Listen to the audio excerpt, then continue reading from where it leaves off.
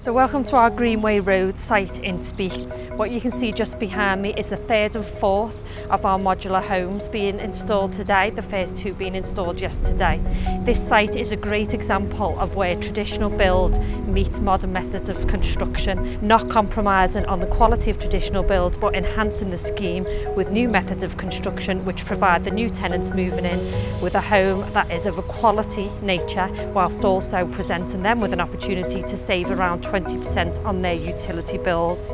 We're absolutely thrilled to be trialling this first method in Speke and we are thankful for our partnership with both Keepmoat and Ilke Homes in delivering this scheme. The houses are being constructed here today by our delivery partner Ilke Homes. They're constructed in a purpose-built factory and are intended to play their part in the much needed accelerated delivery of affordable and sustainable housing in the UK.